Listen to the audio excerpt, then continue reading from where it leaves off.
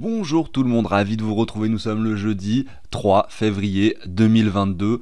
On a un Bitcoin qui est légèrement baissier ces dernières 24 heures puisqu'il enregistre moins 3,6%. Bon, 37 000 $ pour le Bitcoin. Est-ce que nous avons touché le bottom? C'est la question qu'on se pose effectivement. Je n'ai pas de réponse concrète à cette question, bien sûr, vous vous en doutez. Malgré tout, au niveau du graphique, on a l'impression qu'une tendance de latéralisation est en train de s'enclencher. Ça, je vais vous le montrer plus précisément parce que ça ne se voit pas en un clin d'œil. Il faut vraiment aller un peu plus en profondeur dans l'analyse. Donc on commencera bien sûr par le Bitcoin. Si on observe les autres crypto-monnaies, on observe voilà, des moins 5, moins 6, moins 7%. Donc on a l'altcoin dominance qui est en train de continuer à chuter. Finalement, le scénario dont on a parlé sur la chaîne il y a 2 jours a l'air en tout cas de se produire. Le scénario était le suivant, je le rappelle. On a un Ether qui lui reprend de la valeur par rapport au Bitcoin, légèrement, ou on va dire qui garde à peu près les mêmes performances que le Bitcoin, puisqu'il est revenu très bas sur son graphique Ether Bitcoin, et donc on était sur un point de support très pertinent pour un rebond de l'Ether. En revanche, sur l'altcoin dominance, ça n'était pas le cas, et donc on estimait qu'effectivement la plupart des altcoins pourraient en revanche, eux, continuer à baisser, plus que l'Ether et plus que le Bitcoin. C'est en effet ce qu'il se produit en ce moment, et on a un Solana à moins 10%. C'est la raison pour laquelle on va enchaîner ensuite dans l'émission sur la vulnérabilité du protocole Wormhole, et donc les 120 000 Ethers qui ont été volés.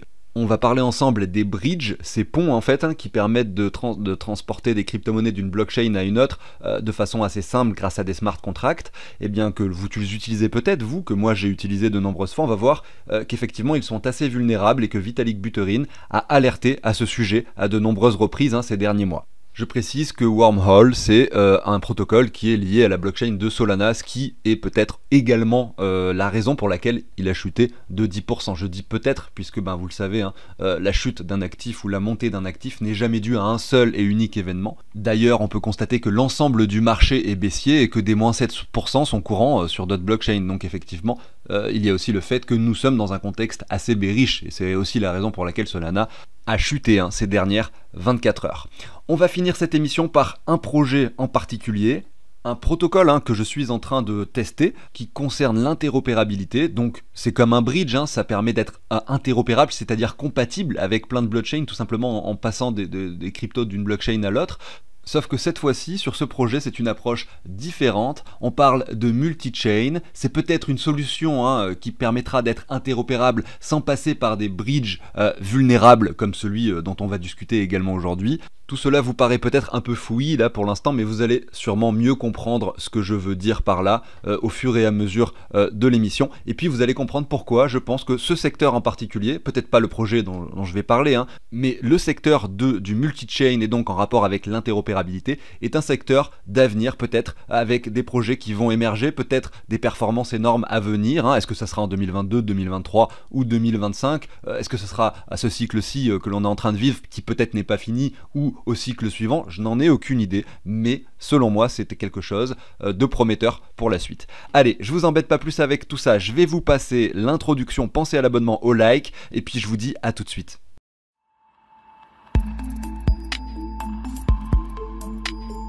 Allez, on commence avec notre leader, le Bitcoin. On va regarder ça, on va commencer par l'analyse de l'order flow puisqu'il y a des choses intéressantes à dire. On constate finalement que depuis ici le niveau donc des 42 000 $ que nous avons atteint le 9 janvier 2022, nous avons un funding rate qui est redevenu négatif. Donc clairement en fait, la panique, la peur s'est installée depuis les 42 000. Et à chaque fois que l'on redescend plus bas, eh bien on capture des vendeurs. Il y a des personnes qui vendent le marché, qui sont ici entrées en position à la vente, qui pensent que le Bitcoin va continuer à chuter. On sait que la majorité a tort, que la plupart de ces personnes qui vendent à découvert là sont des particuliers, puisque je regarde ici le graphique de la plateforme Binance, j'ai ici le graphique de la plateforme BitMEX, on a le même genre de scénario qui se produit, sauf que là effectivement le funding rate est négatif depuis cette mèche ici qui a eu lieu avec le Bitcoin qui avait touché les 41 800 là plutôt aux alentours du mois de décembre.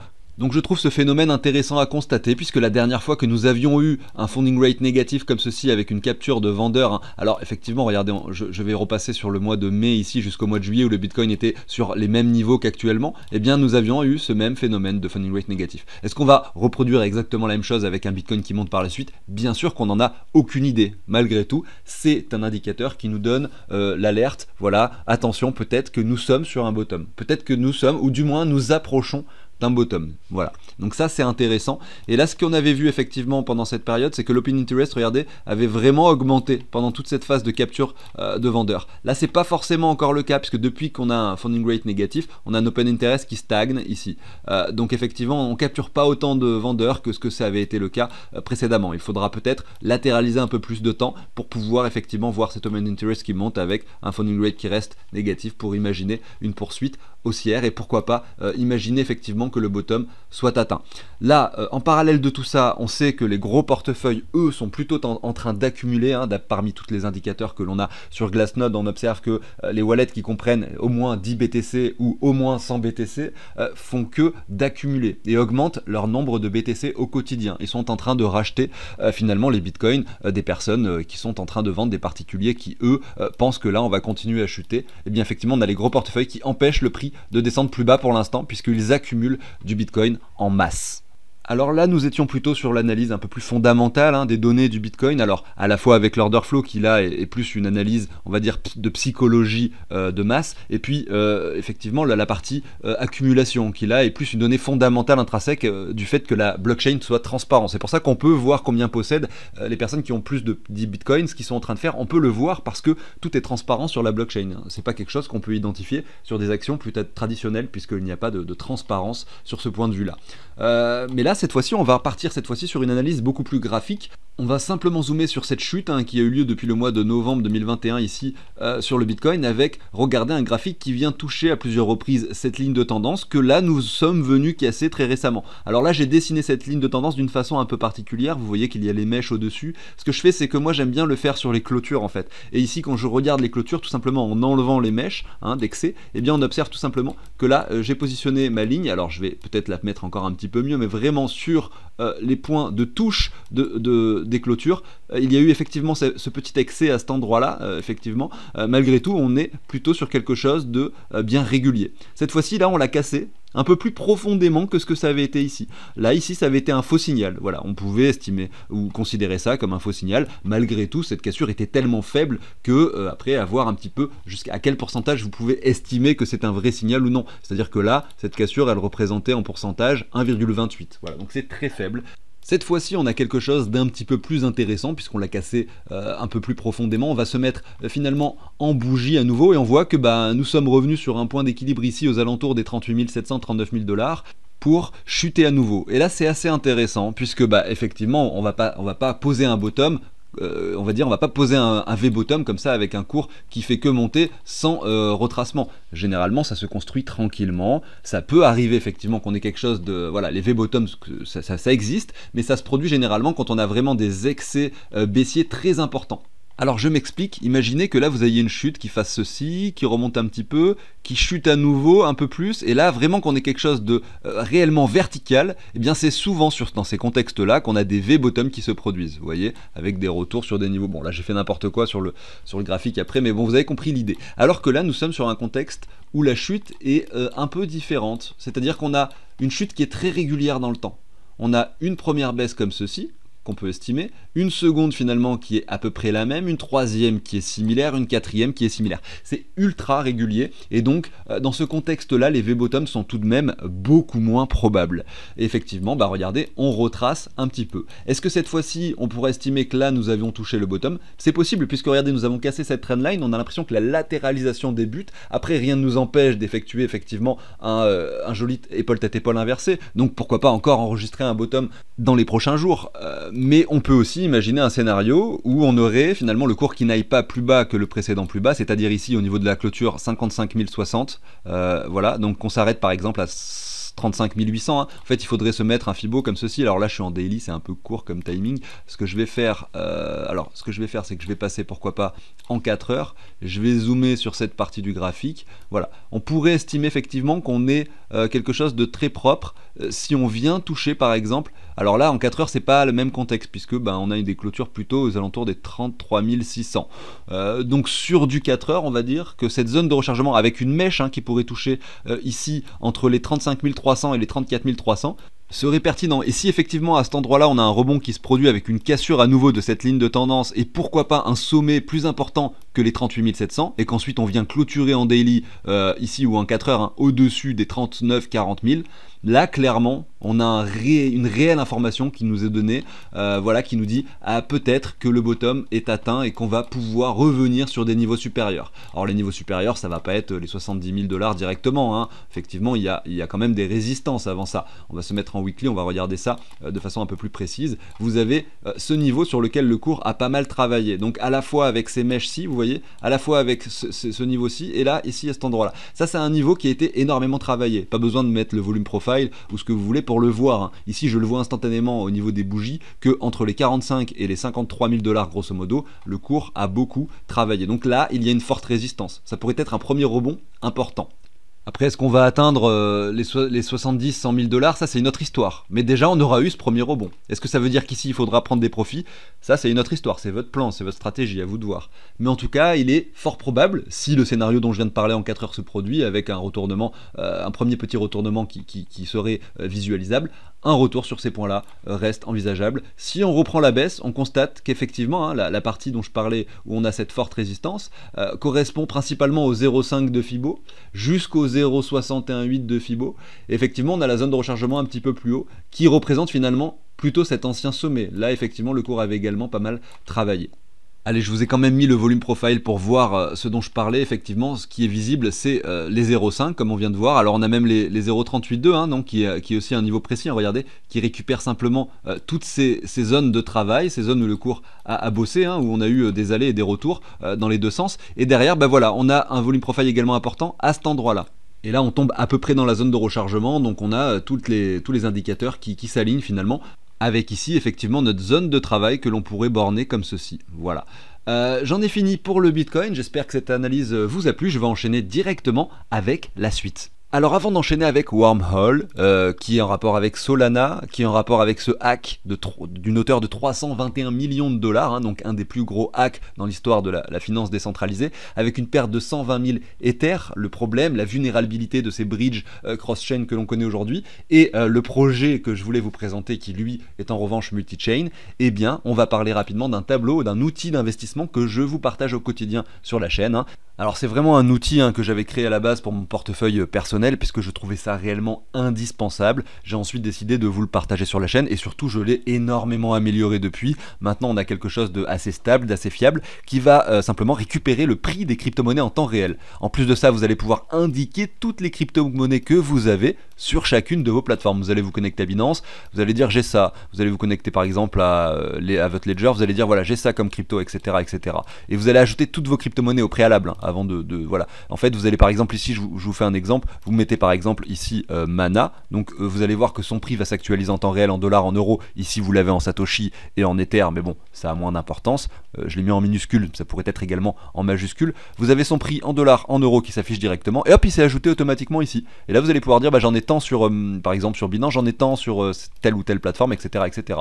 Il y a le total qui s'affiche à gauche, et là, ça va calculer tout ce que vous avez, combien votre portefeuille représente en euros, parce que si vous êtes sur par exemple 10 plateformes différentes, ça va être quand même pratique de savoir combien ça fait le total finalement. Et par rapport à ce que vous avez investi à la base en euros, eh bien vous allez connaître tout simplement vos gains, vos pertes et le ROI associé finalement à votre portefeuille. Combien de performances avez-vous eu? Est-elle positive ou est-elle négative? Vous allez avoir la répartition de votre argent par plateforme qui va s'afficher ici. Ici j'ai tout mis sur la première, c'est la raison pour laquelle vous voyez Binance finalement 100%. Là c'est un portefeuille fictif, c'est pas le mien.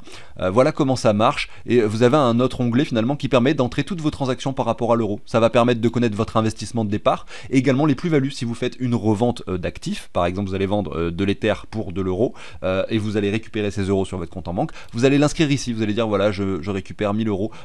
Au moment où j'ai récupéré mes 1000 euros, mon portefeuille valait tant et donc ça calcule la plus-value associée à votre cession et ça c'est très important parce que ça vous permet d'avoir quelque chose de clair pour vos déclarations d'imposition. Si vous résidez en France, vous allez avoir 30% d'impôt sur les plus-values environ. Alors effectivement, il y a des nouvelles règles qui sont passées, alors je crois que ça rentre en vigueur en 2023. Tout ça, je vous laisse renseigner. Moi ici, je calcule simplement une plus-value. Après les impôts, et bien ça c'est encore autre chose, mais ça vous permet d'avoir cette aide pour remplir vos déclarations. Voilà, donc si ce genre d'outil vous intéresse et que voilà, ça peut être pratique pour vous, si vous avez beaucoup de crypto-monnaies, ça peut l'être. Si vous en avez 3, clairement, n'allez pas forcément mettre tout ça sur ce tableau, ça ne servira à rien. Mais si vous avez beaucoup de plateformes et beaucoup de crypto-monnaies, ça peut vous intéresser. Vous avez dans la description de cette vidéo un lien où vous allez tomber sur le site de Crypto Organize. Vous allez pouvoir effectuer une donation pour obtenir cet outil d'investissement, tout simplement.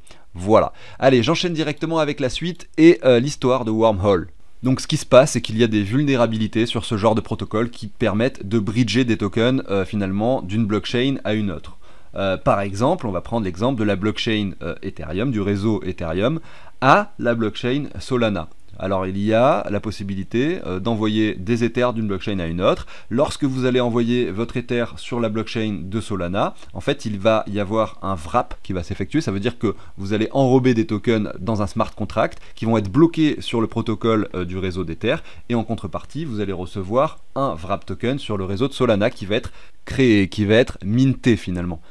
Et en fait ce qu'il faut comprendre, c'est que lorsque vous allez repasser le jeton de Solana au réseau d'Ether, effectivement l'effet inverse va se produire. Le token qui a été minté sur Solana sera détruit et le vrai token Ether qui est sur ce réseau, qui était bloqué dans le smart contract, lui va être libéré. Vous allez pouvoir l'obtenir à nouveau. Et le problème exprimé par Vitalik Buterin ces derniers mois à propos des bridges cross-chain est le suivant. Il parle simplement ici, il dit que le futur est le multi-chain, etc. Mais je reviendrai là-dessus par la suite sur le projet que je vais vous présenter. Mais par rapport au cross-chain et donc au bridge dont on est en train de parler, la vulnérabilité se situe à cet endroit-là. C'est-à-dire que là, je vais vous traduire et vous faire un résumé de ça très rapidement. Déjà, il faut comprendre que s'il y a une attaque 51, c'est ce qu'il explique ici en gras.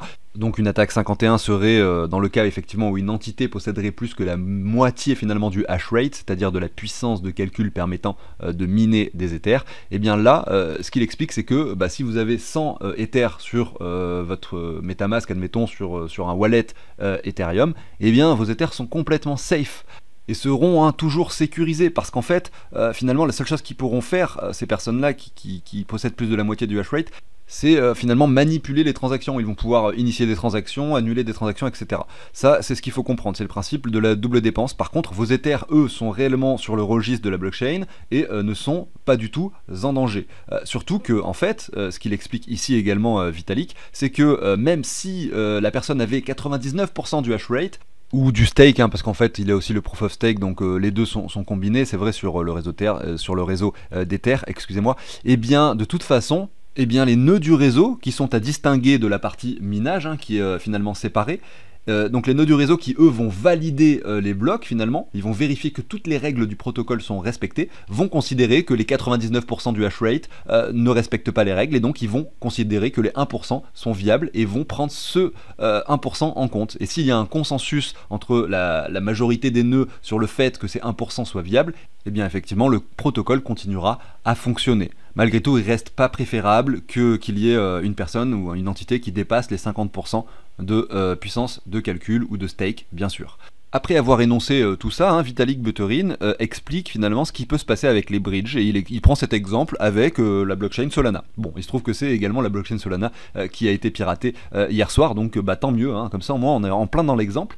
Il explique que voilà, imaginez que vous bougiez sans Ether sur un pont de Solana, donc par exemple Wormhole, et vous obtenez 100 Solana WETH, donc c'est le processus que j'expliquais tout à l'heure, et que voilà, Ethereum se fait attaquer à 51%. Alors c'est pas ce qui est arrivé, pour cette fois-ci, puisque là la vulnérabilité était ailleurs. D'ailleurs il alertait de nombreuses fois sur toutes les vulnérabilités possibles des bridges. Là il parle de l'attaque 51, mais ça n'est pas la seule, c'est pas ce qui s'est produit sur le hack d'hier soir, mais peu importe.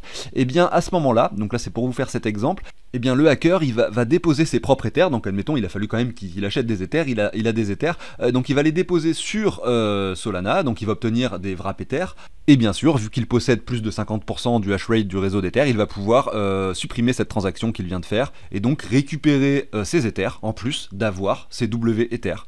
Et donc là, qu'est-ce qu'il va se passer? Eh ben, c'est un phénomène très simple à comprendre en fait, hein. Il va y avoir de nombreux wrap Ethers sur le protocole de Solana qui seront plus backés par tout simplement un smart contract sur Ether.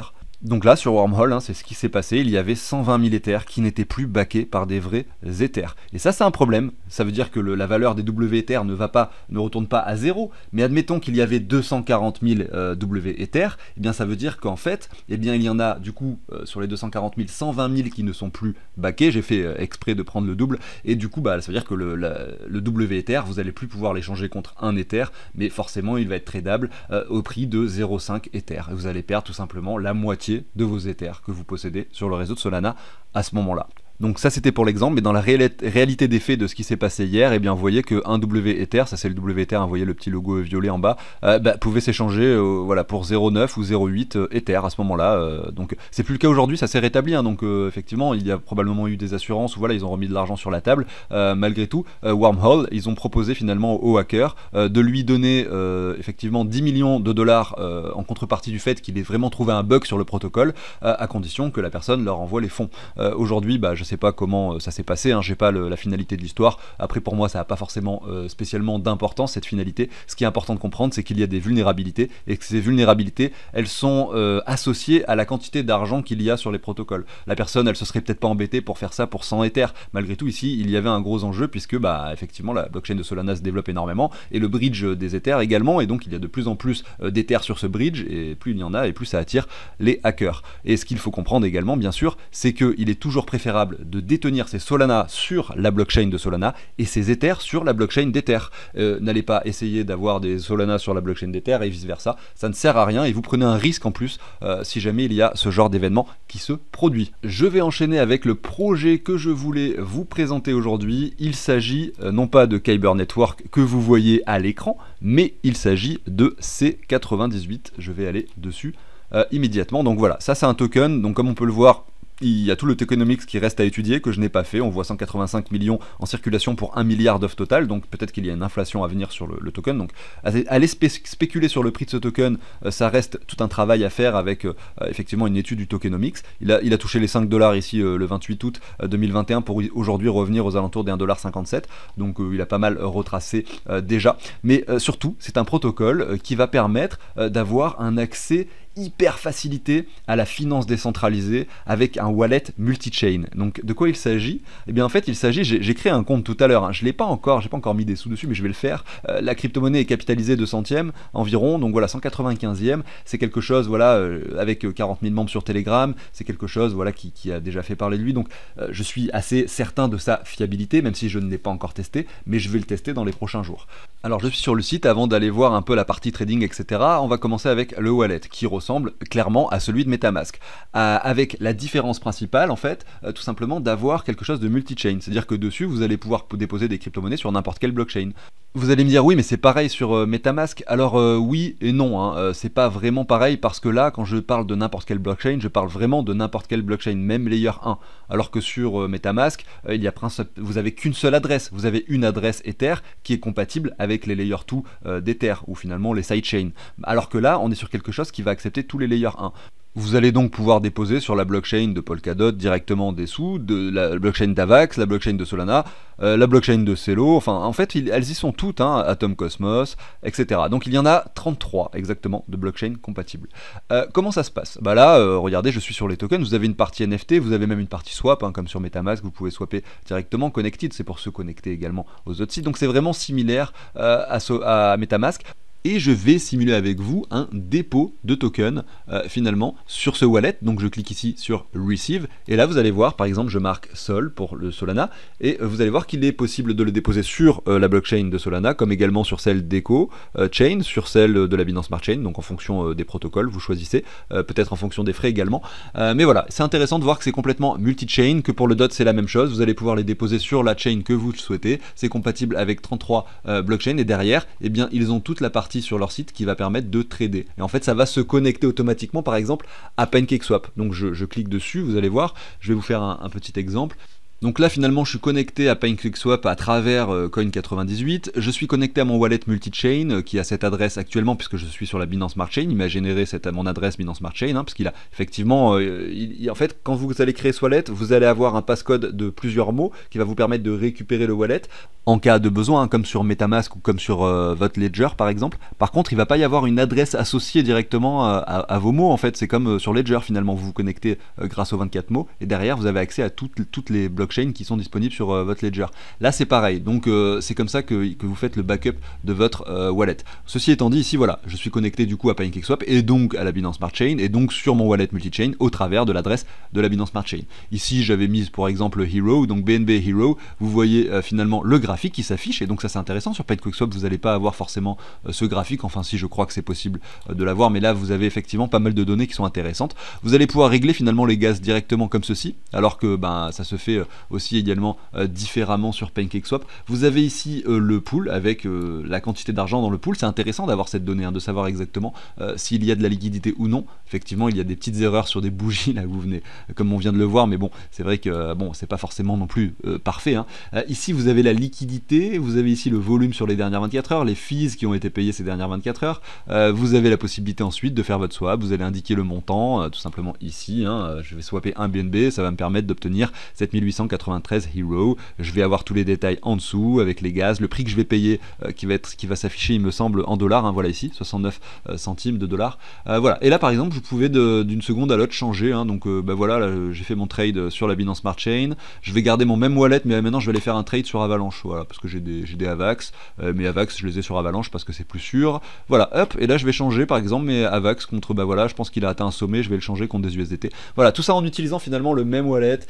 En plus quand vous allez finalement voir vos données de votre wallet, vous allez avoir la somme totale combinée de toutes les chains en fait ensemble, contrairement à MetaMask où vous allez devoir changer de blockchain à chaque fois, sans parler du fait que ce soit pas compatible avec toutes les blockchains sur MetaMask. Voilà, donc je vous ai fait un petit aperçu de ce que c'était cette interopérabilité avec un projet qui se concentre sur le multi-chain, et à ce moment là quand vous avez un outil qui est développé comme celui-ci, vous n'avez plus besoin d'avoir des wrapped sur Solana par exemple.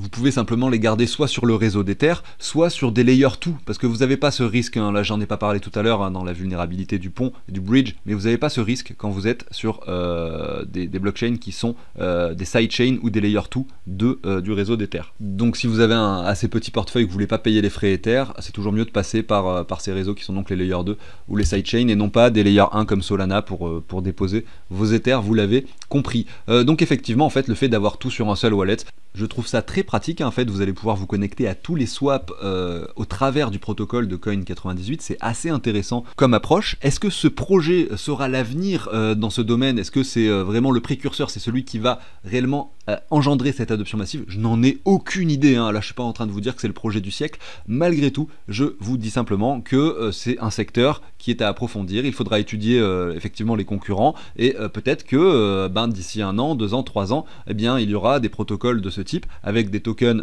également de ce type qui vont exploser. Donc pourquoi pas essayer de spéculer également là-dessus. Moi ça reste quelque chose que je trouve très utile pour ma part, mais en contrepartie je me dis que peut-être ça peut être intéressant de spéculer dessus, raison pour laquelle je vous ai présenté le token en tout début, même si comme je vous le dis je n'ai pas encore étudié le tokenomics et je le ferai à l'avenir.